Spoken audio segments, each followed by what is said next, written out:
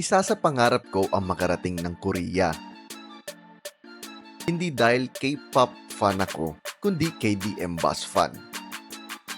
Laganap ngayon sa Korea ang mga futuristic looks ng kanilang mga sasakyan. Naaakalain mong spaceship or something na unusual design ng isang sasakyan.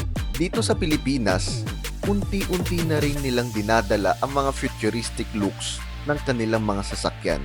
At for example na lang ang mga Hyundai Staria, Santa Fe, at Stargazer. At syempre hindi papatalo ang mga commercial vehicles ng Korea at isa na rin dito ang mga buses. Sa mga mananakay natin dito sa Pilipinas, imposibleng hindi mo nasakyan ang napakaraming Hyundai Universe. Around year 2010, nang unting-unting sumikat ito at mauumay ka talaga sa dami, lalong-lalo na panorte. At hindi naman mapapahiya ang mga Koreans sa mga buses nila.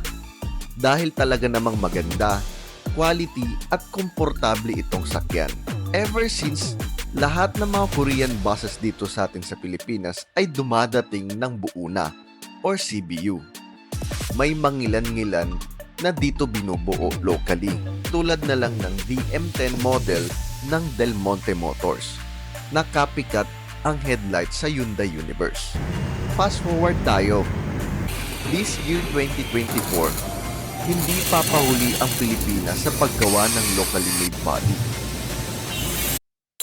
And presenting to you the latest looks of local Hyundai Universe built by Del Monte Motor Works.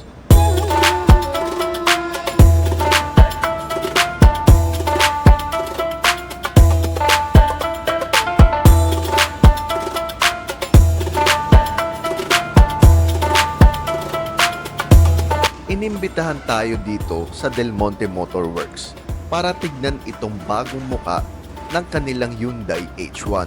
Dati itong DM11 model na may Futura looks, European design rin na copycat ng China buses. At nagulat tayong lahat nang nag-develop sila at nagparating ng original headlights ng latest model ng Hyundai Universe.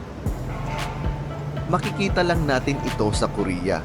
At sigurado kung may magpaparating man ng CBU or buo nito, baka masyadong mahal.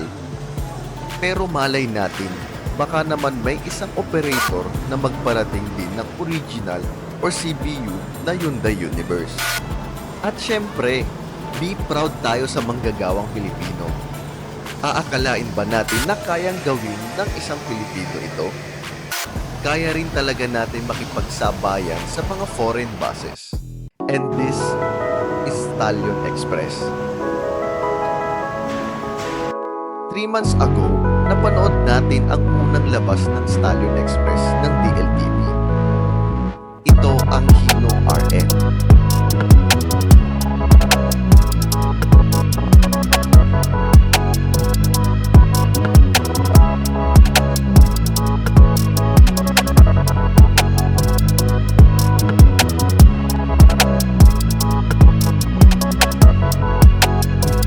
Bago ito sa ating lahat dahil nakasanayan natin noon ang Greyhound Express nila.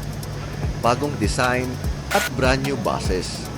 Hanggang sa unti-unti na silang nagdagdag at nagrehab ng mga units nila.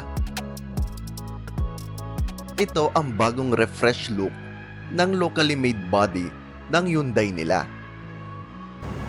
Since Stallion Express ito, equipped ito ng malalambot na lazy boy seats.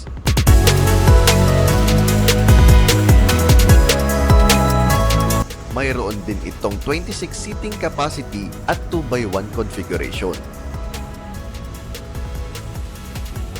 Para sa akin, itong mga locally made lazy boy seats ay mas komportable kumpara sa mga imported seats na nasasakyan natin sa mga pangkaraniwang buses.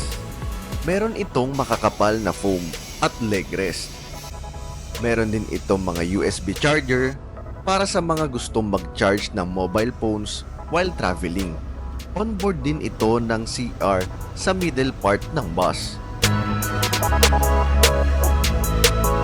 At ito naman ang dashboard nila.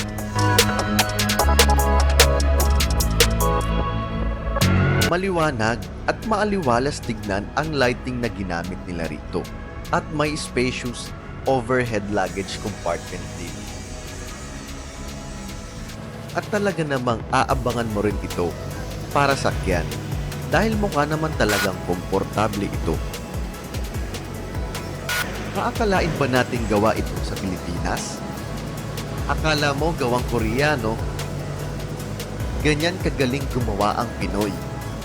Tara, sundan natin siya palabas ng planta.